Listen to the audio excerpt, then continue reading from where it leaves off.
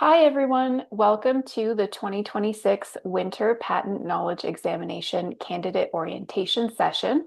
My name is Jen Slobodkin, and I am joined today by my colleague Tifan.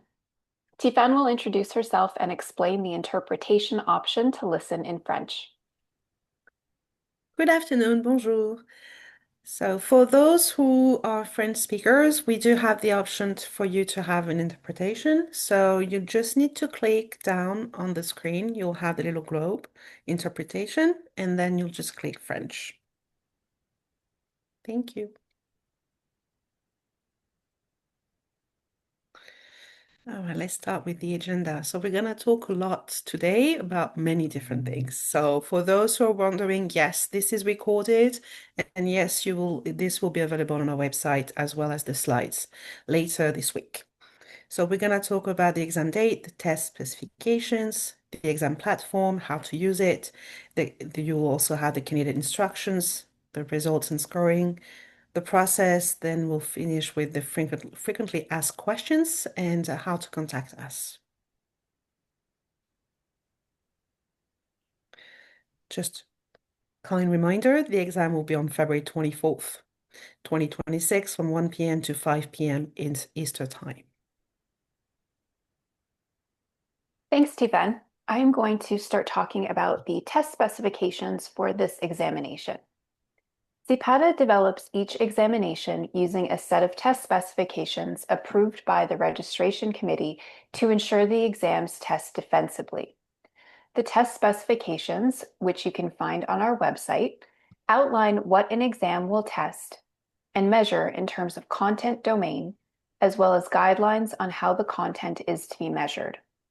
Such guidelines are expressed in terms of structure, which include format, length, and cognitive level, and context, which is the circumstance in which an examination question is framed and that can influence its interpretation. The content weights for the qualifying examinations were each set by a group of practicing agents with guidance from a psychometrician. These weights were informed by average criticality and importance ratings from the large-scale competency validation survey administered in September of 2022. The recommended content weights were presented to the registration committee for approval. The knowledge examinations are set for 4 hours. They are closed book and consist of 135 multiple choice questions, up to 10% of which are marked as non-scored. The non-scored items do not count toward the final score, but are used to gather data on item performance for future test forms. For the 2026 examinations, the non-scored items will be selected after the exam based on item analysis. In future years, the non-scored items will likely be selected in advance of the exam administration, though this could change following item analysis. Candidates are not advised which items are non-scored to ensure valid data. In the case of these knowledge examinations, 3 hours would typically be adequate for most test takers. Given that time pressure is not a tested construct on this exam, and given accessibility goals, the time to complete the examination was set at 4 hours. The knowledge examinations use a closed book format where the items are designed to test general understanding of core concepts rather than information retrieval. Test takers are encouraged to prepare by reviewing source materials with the goal of understanding key concepts and familiarizing themselves with important sections of relevant legislation. A closed book format was selected for the knowledge examinations for the following reasons. Test quality. The ideal knowledge-based test items focus on understanding of core concepts rather than on minute details or information retrieval skills. Such items better test core constructs for improved validity and require less frequent updates for improved reliability. Reduced time pressures. A closed book exam tends to rely less on time pressure. This can be especially beneficial to those who are multilingual, those with test anxiety, and those requiring various accommodations. The exam is administered using a computer-based platform supported by Paradigm Testing. The examination will be remotely proctored using live proctors from Monitor EDU. French-speaking proctors are available upon request. Please contact the registration department as soon as possible to arrange for a French-speaking proctor if needed. Here are the requirements for taking the exam. The specific technical requirements are available in the instructions and protocol guide, which are posted on the website. In order to complete the exams, you will need the following: a laptop or desktop computer, the most recent version of the CQ browser. This is really important. You must make sure that you uninstall any previous versions of the CQ browser and install the newest version. Even if the link is the same, the actual application has been updated. Please note that there are French directions located at the bottom. You will need to scroll to access them if needed. A mobile phone running at least Android 6.0 or Apple 12.0 with a functioning camera and microphone. Google Meet application downloaded to your mobile device. A steady and reliable internet connection. Wi-Fi will be required for mobile streaming, with a minimum upload speed of 1 megabytes per second. A 6-foot extension cord and phone cord. A phone stand, or something to prop the mobile phone on. Government-issued ID. Candidate ID, which is provided on your confirmation of exam issued by CPATA. Quick note on that, the email will be sent very soon. And a quiet venue. You must be alone in the room. Here are some tips for setting up your room. There is a video linked in the setup guide. Please keep these things in mind when setting up your testing environment. There should be adequate lighting. Walls should be blank. Your table or desk should be clear, other than your laptop computer. The areas beneath the desk and chair should be clear. The computer and mobile phone should be plugged in for the duration of the exam. You should have within reach a 6-foot extension cord and use it if it is requested by the proctor to move the computer and mobile phone. You should inform other individuals that may share space with you about your exam date and time, and confirm that they will remain quiet during the exam and will not enter the exam room. You must be alone in the exam room for the duration of the exam. No one can enter the exam room during the exam. And finally, non-required electronics and any security or recording devices in the room must be turned off and put away in a safe place so that you will not be able to reach them. Every candidate must test the exam platform with an exam proctor between February 16th and 20th. This is true even if you have previously tested before. The live proctor check-in instructions are provided in the instruction and protocol guide. Proctors are available 24/7. You will be able to test your computer system and ensure everything works properly before the exams are written the following week. This is not a full mock practice exam. You will only be presented with the published practice exam questions again. This is to give candidates more familiarity with the platform and what to expect on exam days. The instructions for connecting with the proctor for the check-in are published on the examination instruction protocol on the preparation page for the pattern exams. The live proctor checking is a mandatory step and must be completed before exam day. Its purpose is to verify that your exam environment, equipment, and technical setup meet all requirements. During the check-in, you will become familiar with the exam platform and proctoring process, which helps you know what to expect on exam day. Completing the check-in in advance can reduce stress and help avoid last-minute technical and setup issues that could delay or disrupt your exam. Please allow a minimum of 15 minutes for the check-in session to ensure optimal preparation and a smooth exam experience. Thanks, Tiffany. I'm going to quickly go through some of the instructions in preparation for the exam day. As Tiffany described, it's very important that you test your equipment ahead of time and not on exam day. Please see the instructions and protocol guide for information about how to log in for the live proctor check-in, as well as how to log in for the exam day. You also need to have a government-issued photo ID with you for the proctor check-in and for exam day. This will allow the proctor to confirm that the candidate registered for the exam is the candidate writing the exam. And finally, your candidate number. This is a unique number provided to each candidate for the exam administration. It is not your CPATA ID.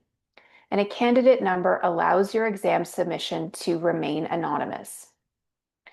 The candidate number will be provided to you on your exam registration confirmation, which is scheduled to be sent out this Friday, February 6th. On exam day, here are a couple of more steps to keep in mind. The first is around 12 o'clock Eastern Time, you can begin connecting with a proctor and filling out the sign-in form. Make sure you have the Google Meet app pre-downloaded on your phone. You should also have your government picture ID and candidate number ready.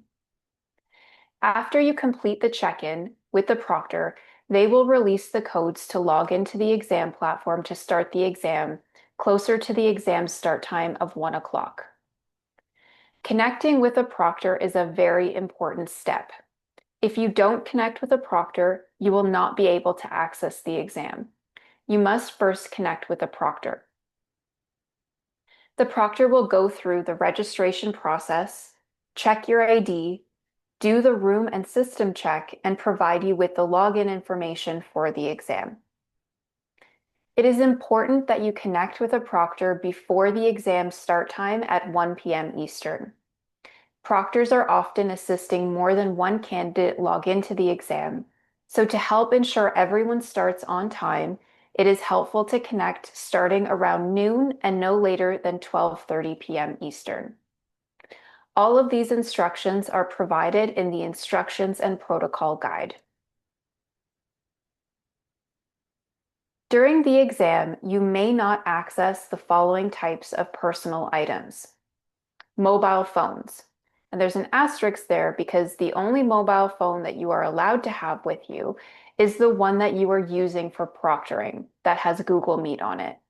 You cannot have access to any other mobile phone or other electronic devices during the exam. You cannot have access to wired or Bluetooth headphones or headsets. You cannot have access to handheld computers or other electronic devices. You may not have a watch on. You can't have your wallet or a purse, bag, or coat. You may also not have any books, notes, or any other materials. You may not wear hats or other head coverings unless they are worn as a religious observance.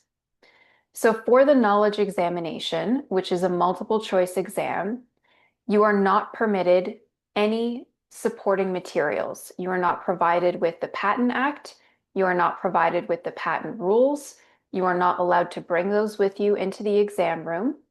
You are also not permitted to have any scrap paper with you at all and no writing utensils. There is a section on the exam platform that allows you to write notes if needed. It's called the notepad in the exam aids, and I'll show you that feature when we finish the presentation and we do a walkthrough of the exam preparation page. Incident reports. Monitor EDU uses Google Meet to support their proctoring services. This will allow exam sessions to be recorded. The recordings are saved with Monitor EDU for a finite period of time. Therefore, if something occurs during your exam that you think CPATA should be aware of, You can send a request to schedule@monitoredu.com with your name, candidate number, and the date of the exam when the incident occurred to request that they share the exam recording with CPATA for further investigation. These requests must be submitted to Monitor EDU prior to the release of the exam results. Snacks and water. You may have a drink with you, but it must be in a clear vessel, like a clear bottle, cup, or glass, with no labels. If you have a bottle with a label, you will be asked to remove or cover the label. You may also have snacks with you, but they must be in a clear Ziploc style bag so that the proctor can see what is in the bag. Please tell the proctor at the beginning when you are checking in that you'd like to have snacks during the exam so that they are aware. Monitor EDU will send you an email confirmation the week before the exam that reiterates the protocol for the exam days and some system setup information. If you wish to wear earplugs during the exam, they will need to be new foam earplugs that are still in their package. Candidates must open them up in front of the proctor, and candidates must advise CPATA if they wish to use earplugs prior to the start of the exam so that the proctors can be informed. Jewelry. To support the integrity of the exam and exam security, you will be asked to remove any jewelry before the exam, such as earrings, necklaces, bracelets, etc. If you are unable to remove a piece of jewelry, please contact the registration department to advise us, and we will provide further instructions to you. I also forgot to mention on the slide that lists the things that you can't have with you. You're also not permitted to wear any kind of glasses that are smart glasses. So your glasses cannot, like glasses meaning eyeglasses, you're not allowed to have anything that connects to the internet or that can possibly record. They have to be normal, old-fashioned glasses for seeing, and that's it. If you don't have regular glasses, please contact the registration department for further instructions. Given that this is a closed book exam, you cannot have any materials with you at all. As I mentioned, you cannot have scrap paper or anything to write with, as this would impact the security of the exam. Candidates can only use one monitor to write the exam, but may choose which monitor they use if they have multiple monitors. Bathroom breaks. Time is not added back for bathroom breaks, but they are permitted. The exam is only paused or time is only added back for those with approved accommodations. When a candidate leaves the testing area for a bathroom break, proctors will perform another security check when the candidate re-enters the testing area. Candidates who are absent from the testing area for an extended period of time, for example, longer than a couple of minutes, or who take frequent breaks will be flagged for exam security. If exam security issues are detected, the candidate's examination attempt may be invalidated. In the event of any technical issues, candidates must get the proctor's attention. This will allow the candidate to communicate with a proctor who will assist them. Tifan already went through the process of getting your proctor's attention. Time is only added back or the exam is only paused if the issue was beyond the candidate's control, such as an internet connectivity issue.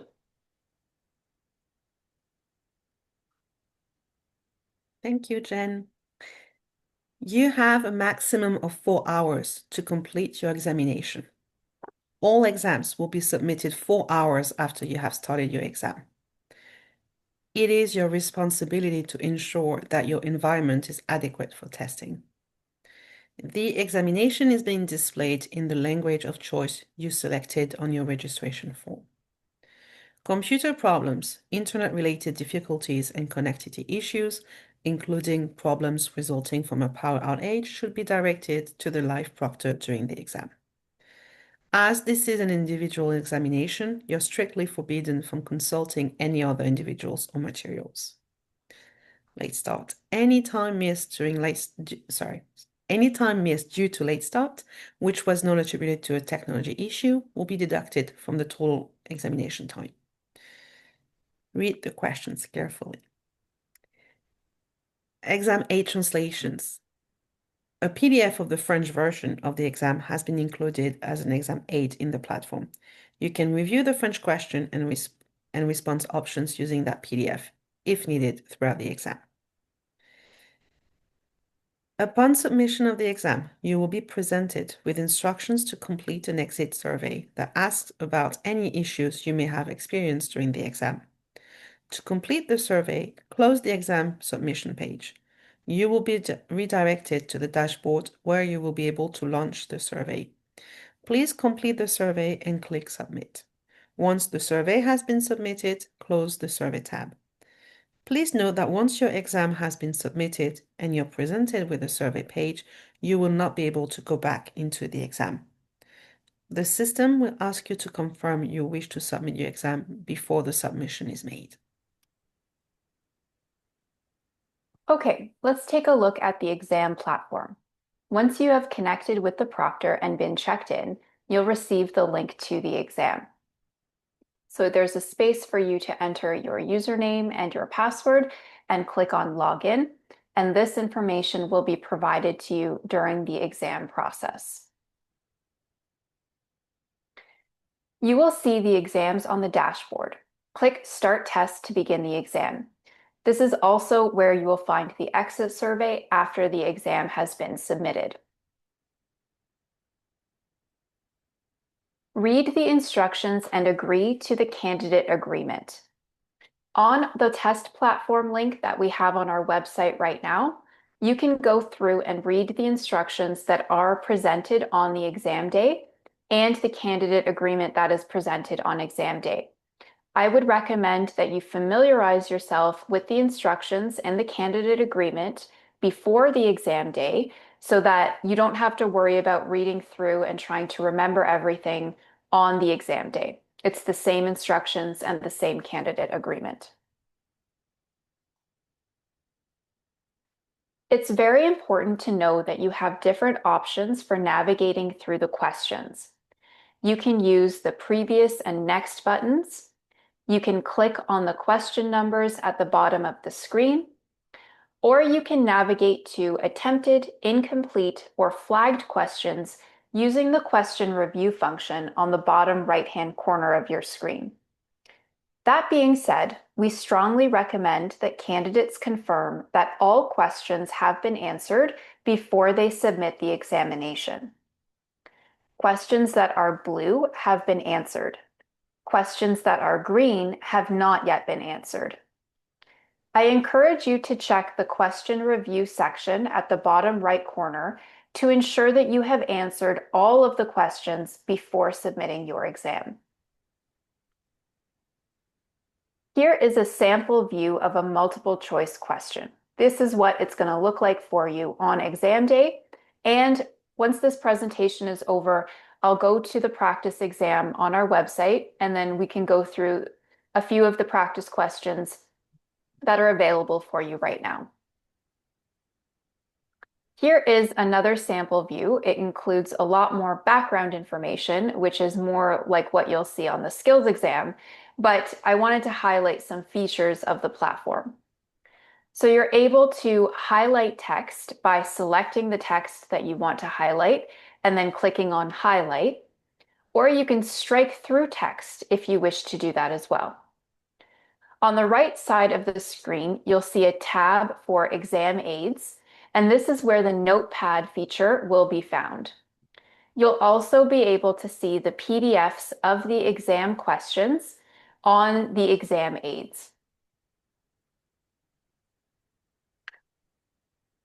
In order to change the font size or zoom in or out on your screen, you can use the font plus or minus to change the size of the text. You can use Control plus or Control minus, and I believe on a Mac that would be Command plus or Command minus. to zoom in or out on the exam window screen.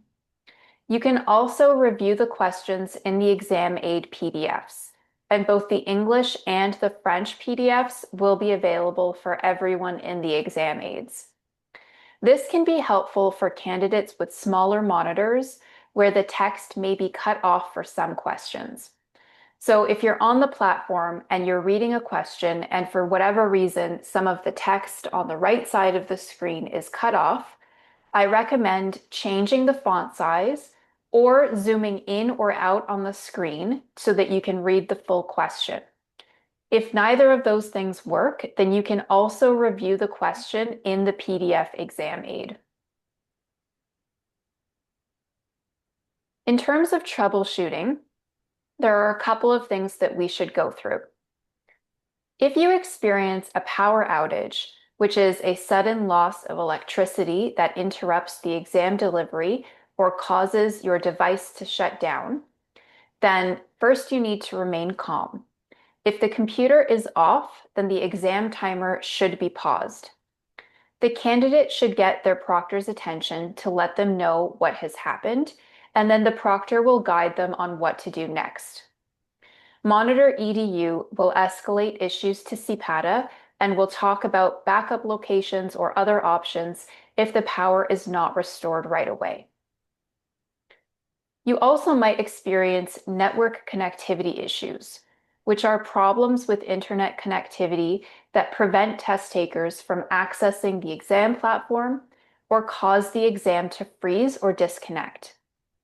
If a candidate has internet connectivity issues, they also need to let the proctor know right away. The proctor will then ask the candidate to restart the computer. While this is happening, if the candidate has access to the internet router or modem, they will need to restart that as well. If the issue does not resolve itself, Monitor EDU will escalate this issue to CPATA, and we can talk about backup locations or other options if the issue persists. If you experience technical issues or software malfunction within the platform, this could include issues with exam software, such as errors, bugs, incompatibilities, or crashes that interfere with exam delivery or prevent test takers from progressing through the exam, then you also need to contact the proctor right away for troubleshooting assistance. Remember, if you experience any issues, you need to get the proctor's attention. Tifan will now explain how to do that. Thank you, Jen. If you need the proctor at all during an exam, please say your name and raise your hand and wait for the proctor to connect back through audio with you. Proctors can manage more than one test taker at the same time. So if it takes them a minute to respond, it could be that they're assisting another test taker. If they do not respond, please pick up your phone and wave at the camera or hold your phone so they can see that you need something. Please do not disconnect from the video chat without talking to the proctor first. Okay, before we talk about results and scoring, I'm just going to go back to troubleshooting for a minute. And I just want to explain that it's really important, one, that you do the live proctor check-in the week before the exam so that you can minimize any technical issues that you experience on exam day. The second recommendation that I have is for you to write in your home environment if possible. Sometimes if you decide to write the exam in your work environment, then you might have additional technical issues because of the extra security your employer or your firm or organization has put into place that might interfere with the secure browser that you need to use for the examination. So it's strongly recommended that you write the exam in your home environment so that you have control over your network and connectivity. If you do have to write in your work environment, then definitely need to go through the live proctor check-in process, and you might need the help from your IT department to turn off firewalls or make other adjustments to settings so that the secure browser will work properly and that the exam will launch properly for you on exam day. Now I'm going to turn our attention to results and scoring.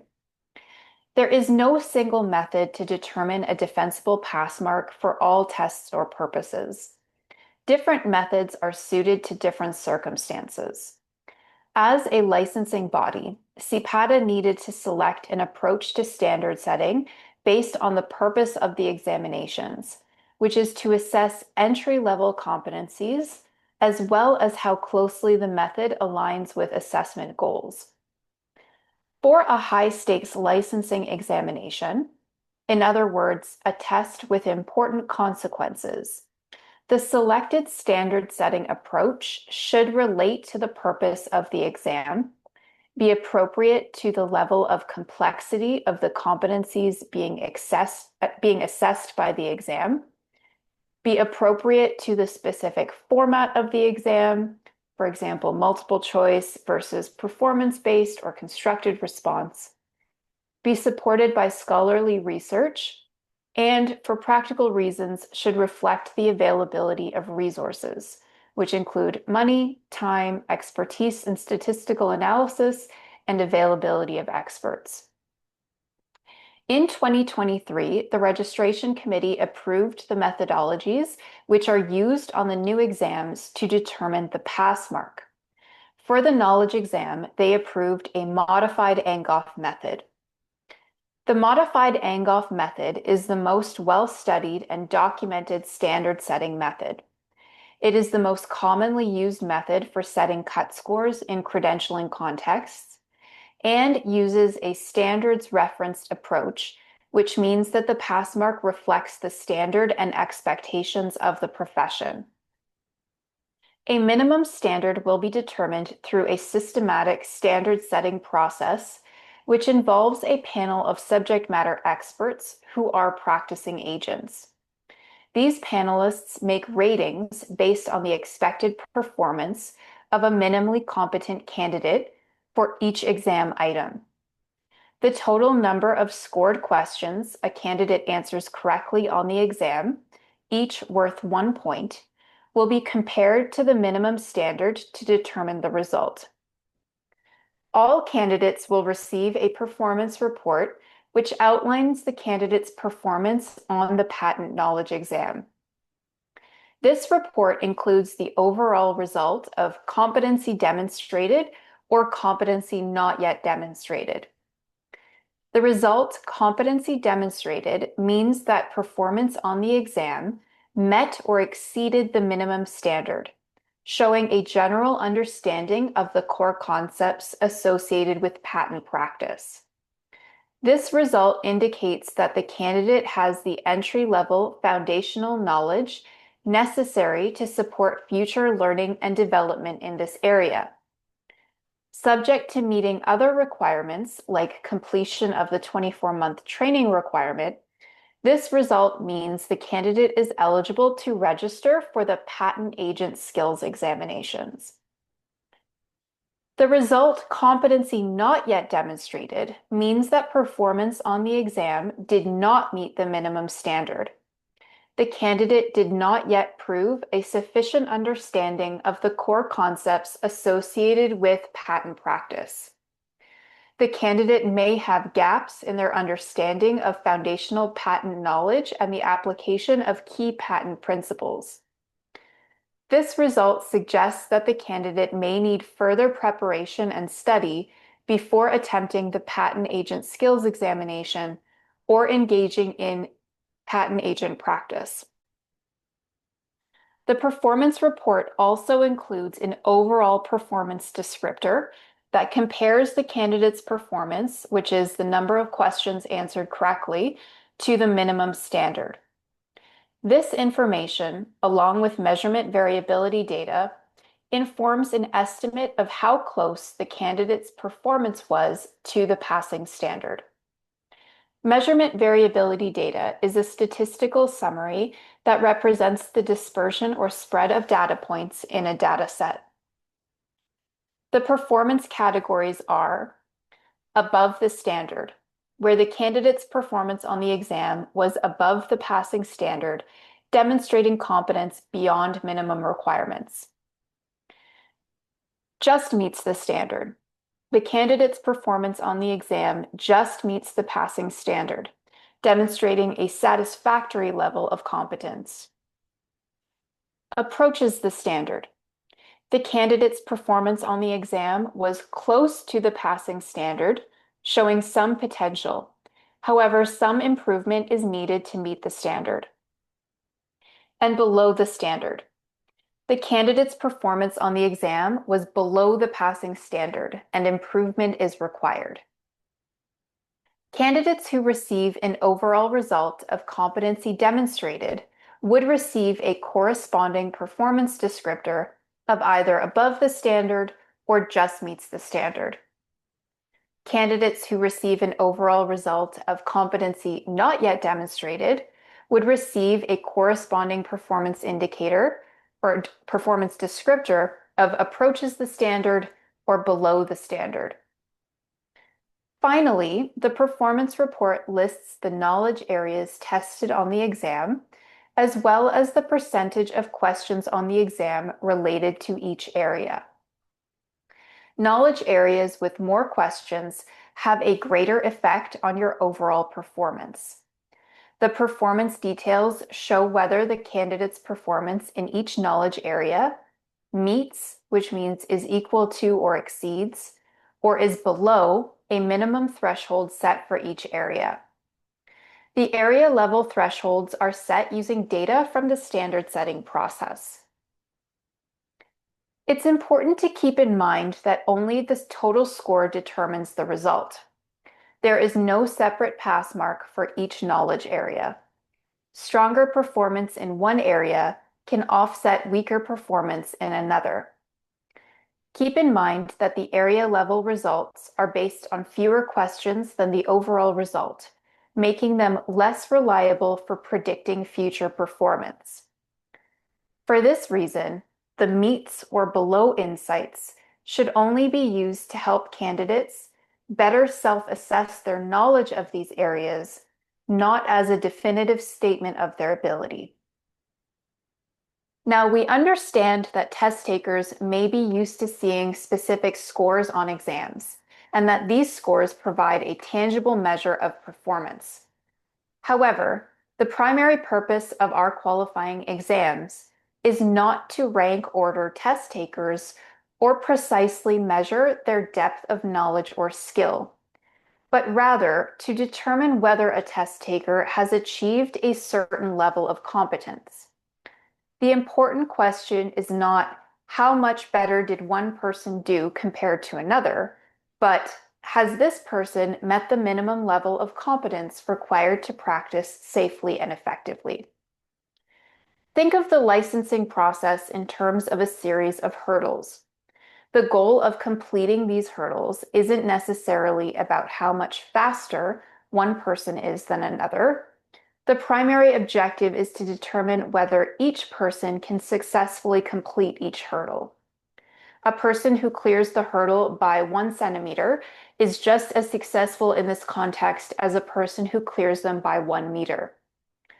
In a similar vein, our qualifying exams work more like a series of hurdles rather than a race against other competitors.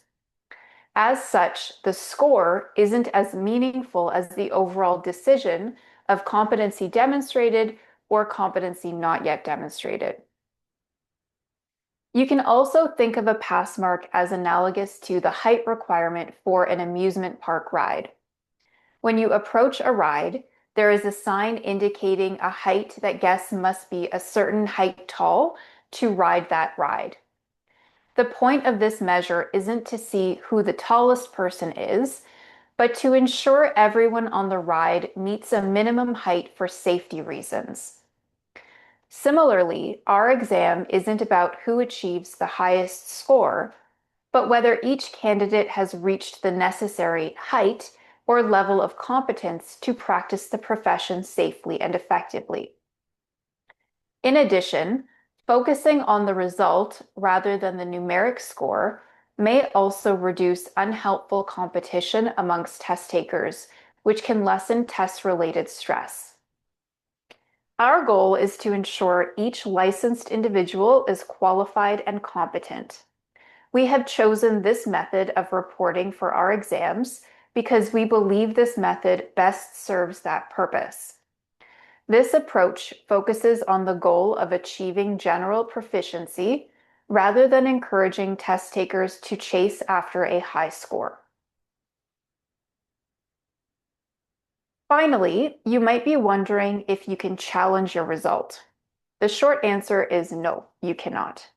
The long answer is the process used to create, administer, and score the knowledge exams employed psychometric best practices at every stage to ensure it was valid, reliable, defensible, and fair. For item development, practicing agents were recruited to develop the item bank for the knowledge exams. Each agent received a development assignment, which was coordinated to ensure the mix of items and their content area aligned with the proportion of items that appear in each test form as required by the test specifications. They were required to adhere to an item development guide, which helped them create quality test items.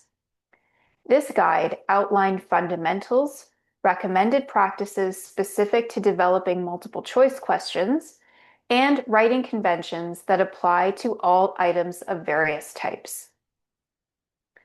The items then went under an item review process. This rigorous review process ensured that the questions were appropriate and the answer key was correct. The item review process had many levels. First was a peer review, where an independent subject matter expert, someone other than the person who developed the exam, reviewed items for content and quality. That meant alignment to the test specifications in terms of competency and cognitive level, suitable level of difficulty, and whether the answer key was correct. Items then underwent a psychometric review, where a psychometrician reviewed the items to confirm that they adhered to defensible item development practices. Items then underwent translation and then translation review, where another group of independent subject matter experts, who were bilingual practicing agents not involved in the item development process, reviewed the items to ensure that they were equivalent and meant the same thing in both English and in French. Finally, the examination advisory group reviewed the questions and completed a final review to identify any outstanding issues or concerns. After all of the reviews were completed, the exam form was assembled in accordance with psychometric best practices and the approved test specifications. The form was assembled and randomly sequenced in a way to balance content area and cognitive level. Once the form was assembled, it was piloted by a group of practicing agents. An item analysis was conducted by a psychometrician to flag items that required review. Any outstanding issues related to the items were then resolved. After the exam is administered, we complete a standard setting process, as previously described when I spoke about results and scoring. During this process, the psychometricians conduct another item analysis with data from the actual exam administration. The exam advisory group members then complete a key validation process where they review and validate items flagged during the analysis.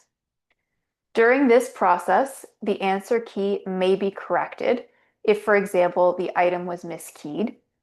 An item could be scored with 2 or more keyed answers if, for example, 2 options were considered correct. All candidates may be awarded with credit, or the item might be removed from scoring.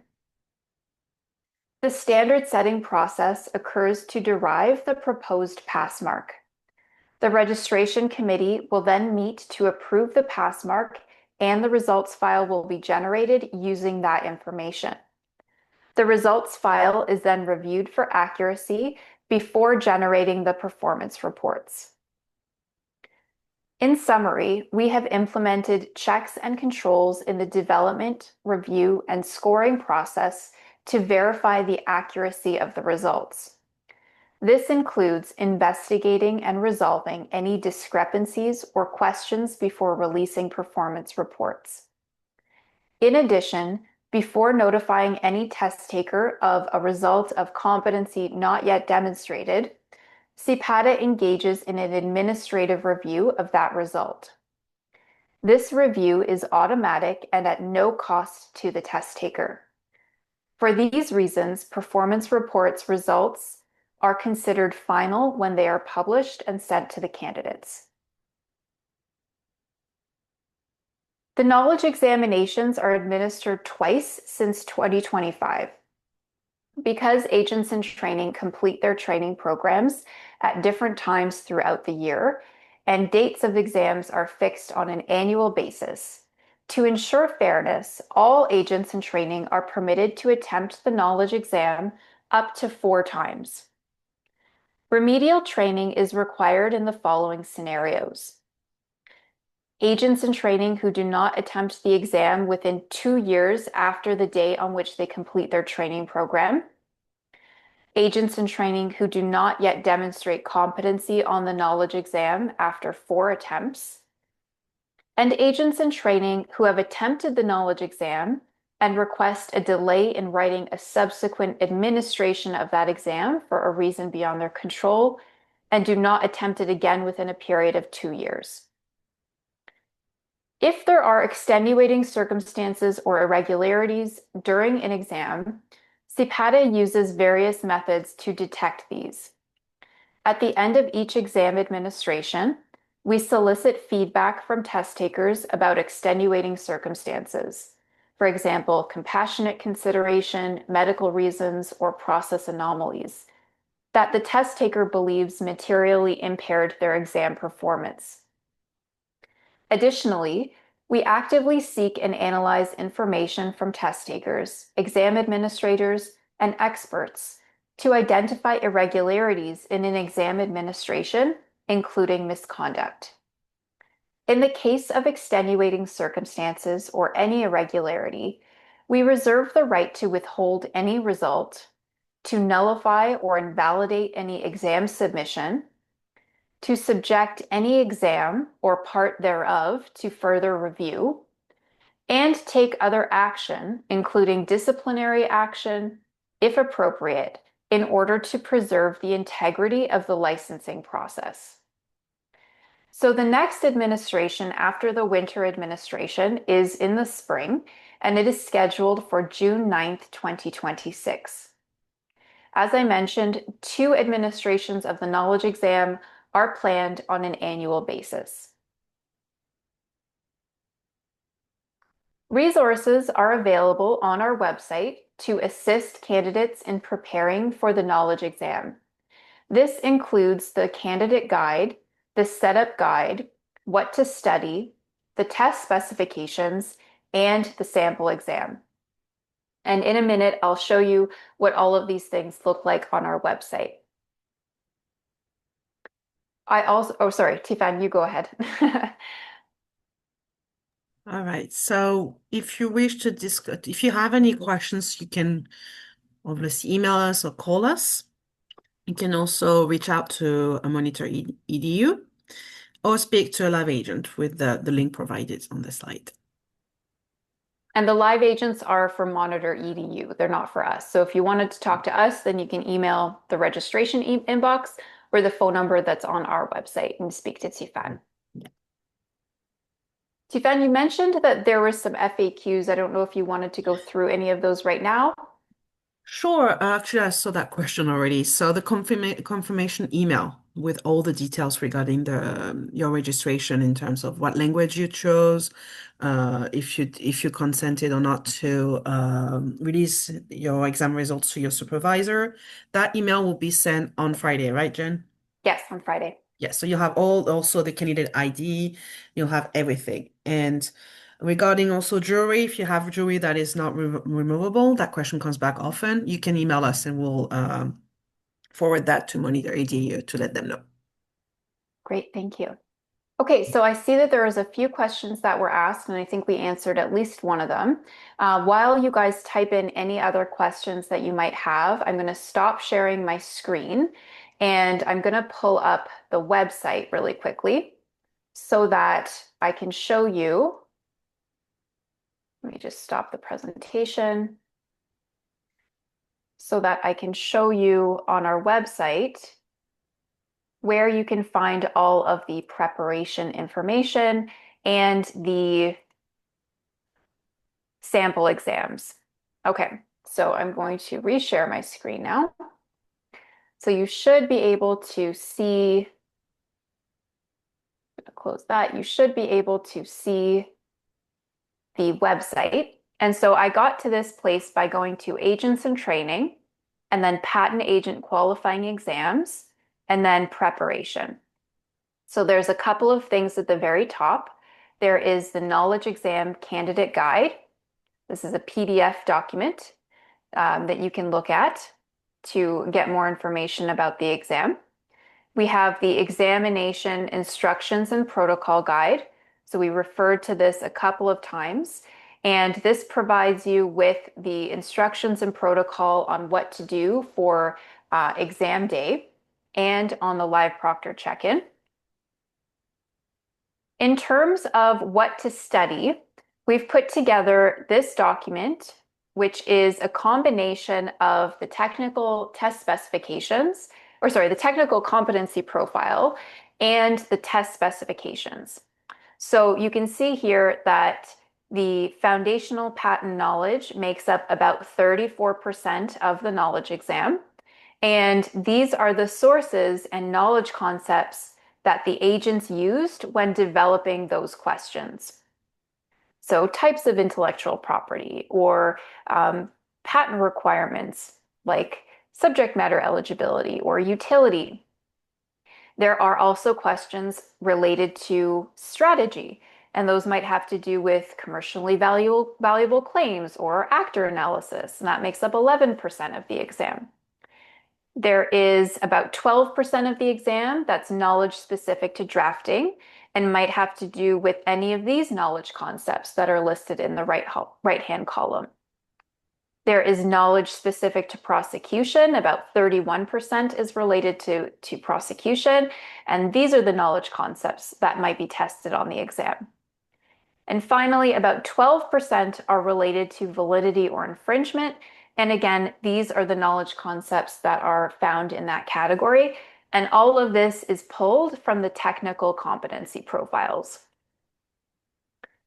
Underneath that, we actually have the test specifications. So this is where I pulled that information from the slide that we were just going through earlier. So you can see the test specifications are on our website. If you scroll down a little further, you'll see the sample patent knowledge exam link. And this is where you can actually review the exam instructions and the candidate agreement before you actually write the exam. So if I click on accept and then start, it will launch the practice exam questions for me. And as you can see, we have the navigation buttons, so you can click on next or previous. If I highlight some of this text, I can highlight the question, or I can strike through some of that text. I can also remove the highlight if I wanted to do that by right-clicking again. You can select the answer that you think is correct based on the 4 answer options. And now that I've selected an answer, you can see down in the bottom right-hand corner, or sorry, bottom left-hand corner, that this question 1 has turned from green to blue. And that means I've answered that question. And for number 2, you can see a little eye icon, and that means I've viewed that question before. So if I select a response to that, then that becomes blue. In the bottom right-hand corner, you'll see the question review function that I was referring to. And you can see here that I've attempted 2 questions. I have 13 incomplete questions. I haven't bookmarked any questions because the flagged is marked as 0. And if you go through and click on one of those things, then it will bring you to the questions that you've already answered or the questions that are incomplete. But if you do that, remember to click on Review All again so that all of the questions come back up on the screen for you. I can also jump ahead to questions just by clicking on the number on the bottom left side. And down here, you can also see the percentage, like the progress bar for how many questions you've answered out of the, for the practice exam, there's 15. So it shows I've done 13% of this exam by answering 2 questions, but it'll say 135 on the actual exam because that's how many questions there are on the actual exam.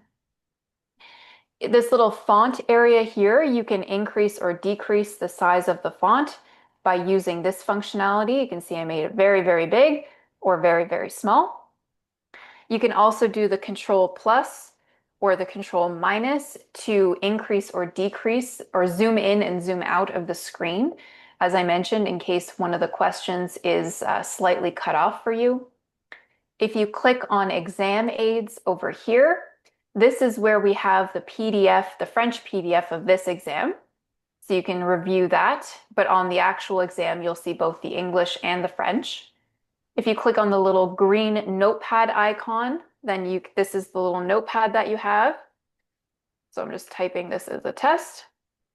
If you click on the exam aids tab, then it will be hidden again. In the top right-hand corner, you'll see the counter for the exam.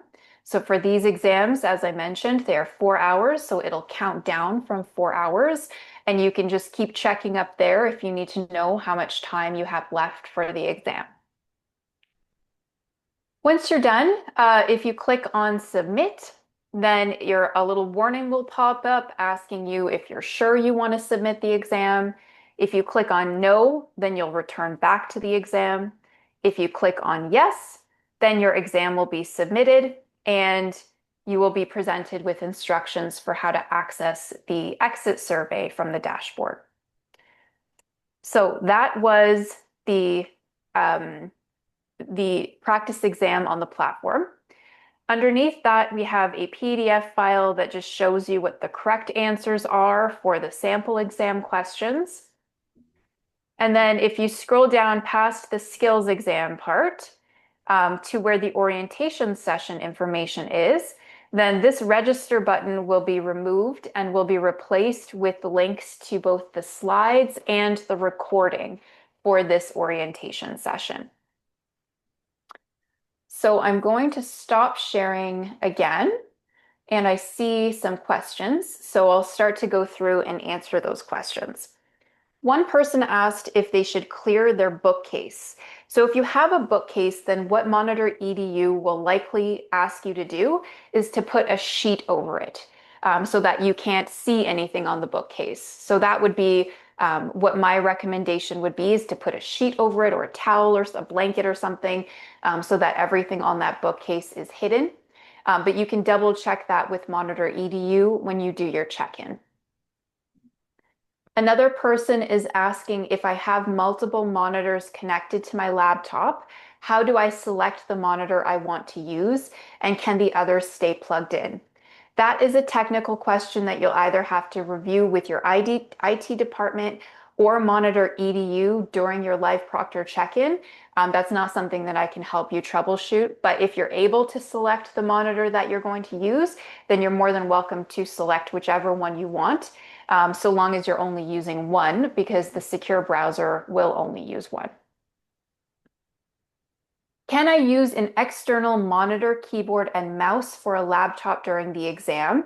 Do I connect the laptop to the external monitor and close the lid of the laptop?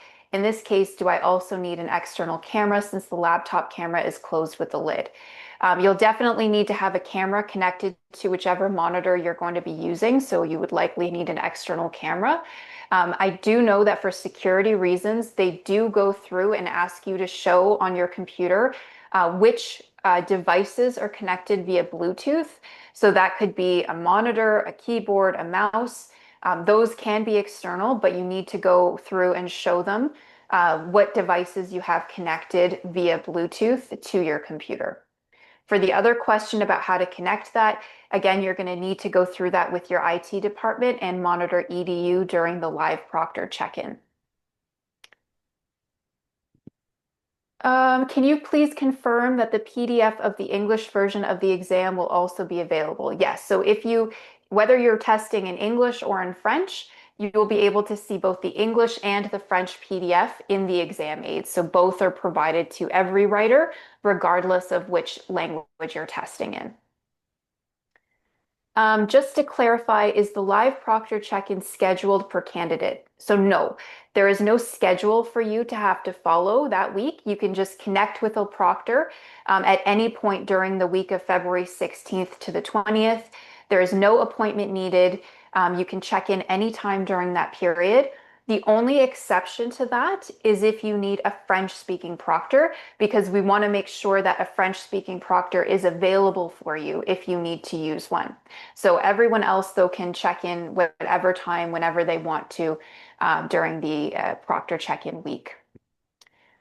Do I need to remove art off the walls? So yes, everything has to be either taken off the walls or you need to cover it with a sheet or a blanket or something like that. We have a question about how to start the process of becoming a patent agent. So I'm not going to get into that right now during this orientation session, but I recommend that you send an email to our registration department, and we'll provide you with some further information about how to start the process of becoming a patent agent. Or check our website. There is a Yes, web our page. website has very detailed instructions Yes. for how to become a patent agent or a trademark agent. So you can review that information and also send an email to our registration department. If I finish the exam before the 4-hour limit, is that okay? Or am I expected to stay for the remaining time? No, as soon as you're done and you've completed the kind of proctor checkout process, is what I'll call it, then you are able to do whatever you want with the rest of your day. There's no requirement for you to stay for the full 4 hours of the exam. If my necklace is covered by my shirt, is that okay? No, if you can remove your jewelry, then the jewelry has to be removed. Our computer will be connected to the internet. Any security measures in relation to this? I'm not really sure what you mean by your question, but as I mentioned during the presentation, if you're writing at home, then it's generally easier for you to use the secure browser than when you're writing in your work environment, because work environments often have additional layers of security for the networks. And that could pose a problem for you to launch the secure browser or for some functionality in the secure browser. So you'll have to deal with those questions when you do the live proctor check-in with Monitor EDU.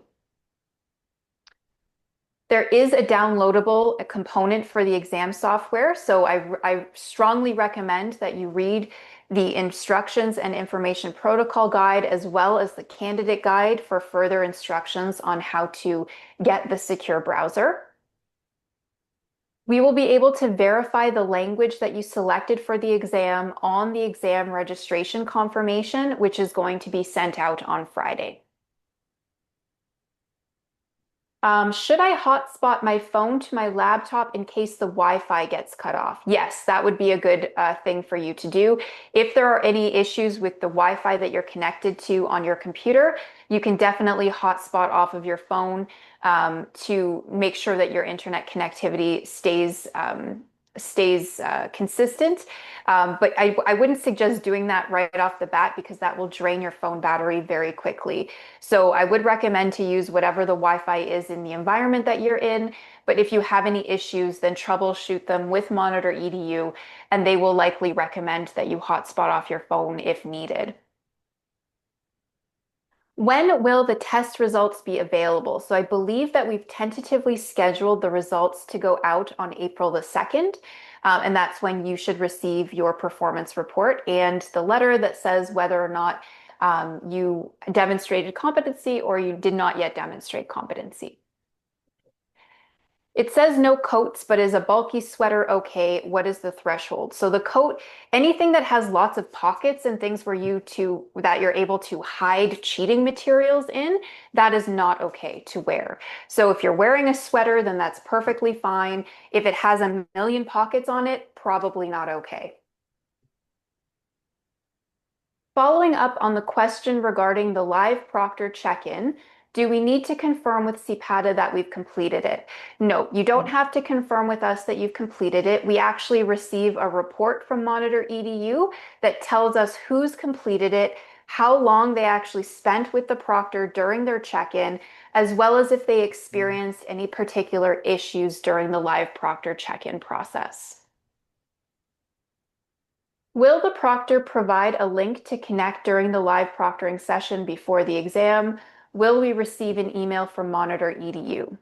So the proctor provides, during the live proctor check-in, they will go through the whole process of launching an exam as if it was the actual exam. But what they do launch during that check-in process is the actual sample exam. On exam day, it's the same thing, but the link that they provide you with will go to the actual exam. If I can add something, Jen, Yeah, go ahead. just make sure that you read the guides carefully and before the checking and before the exams again, so Yes, that you're familiar with everything and you do not waste your time and you be stressed because you're not sure about what to do. Then if you have yes. any other question, just let us know or ask the Monitor EDU directly. Awesome. Thank you, Tifan. Yeah, a lot of these questions are covered in those guides. So if Mhm. you review those guides, then it should provide some clarity for you on what to expect. Do I need to cover a mirror in the room? I believe you do. That should be covered in the room setup video that is linked in the instructions and protocol guide. You can also confirm that with Monitor EDU when you do the live proctor check-in. I believe that mirrors are covered during that process.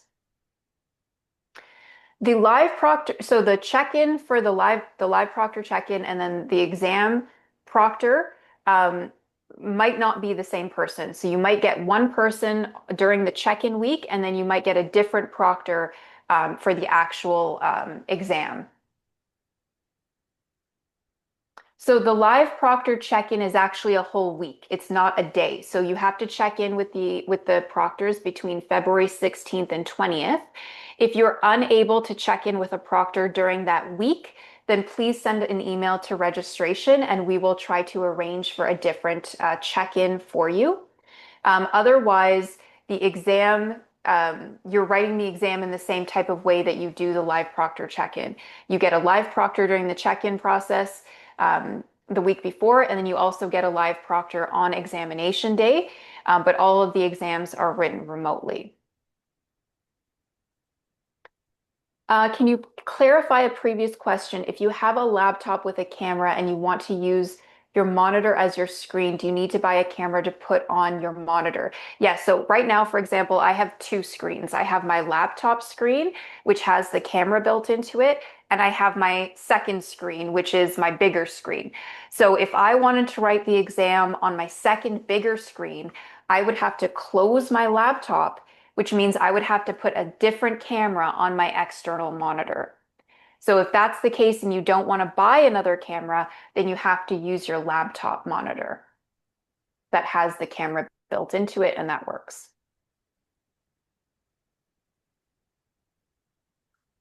I think that we've reached the end of our question list as far as I can see. You guys were rapid fire asking lots of questions, which is great. So I will just take the opportunity now to start to wrap up. If you do have any other questions, please feel free to quickly type them into the chat or the question answer box. Um, if you come up with a question afterwards or you don't feel comfortable asking your question right now, then you are more than welcome to contact us separately through registration, and we can do our best to answer any other questions that you might have. So somebody else has asked a question. If you close the laptop, then how does the external screen stay active? My computer can do that. I don't know what setting that is, but again, you're going to have to talk to your IT department because we aren't computer experts, so we aren't going to be able to walk you through that process.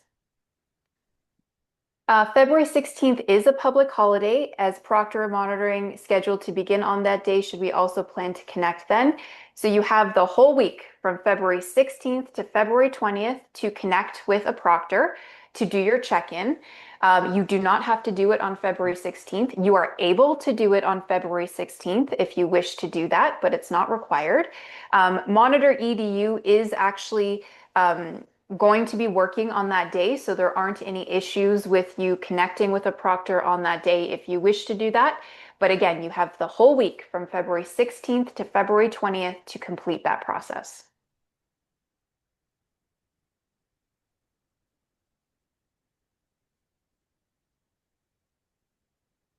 Okay, I'll do a last call for questions. Going once, going twice. Or maybe a quick reminder, this webinar and slides will be available on our website. Yes. Someone asked, can I get up to close a window? Can I get up to open a closed window? So anything you do during the exam time, once you've actually started the exam, you have to tell your proctor you're going to do something if you need to do something. So if there is a window that you need to open or close, you need to talk to your proctor before that. If there is like lots of noise and other things happening outside, it is strongly recommended that you do not have any open windows during your examination. But that will be up to you. If you get up and do something in your exam room without telling a proctor first, then that will be flagged as an exam security issue. This question we've also already answered. When will the test results be available? And we have them tentatively scheduled to go out on April the 2nd.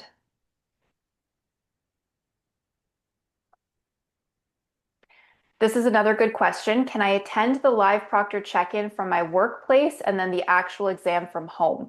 It is not recommended to do that. It is recommended that you do the live proctor check-in, which means you're testing your equipment that you're using on exam day, and you're doing a room check in the actual space and place that you're going to be writing the actual exam. If you do the live proctor check-in in a different environment on a different device, then it effectively negates the purpose of the live proctor check-in.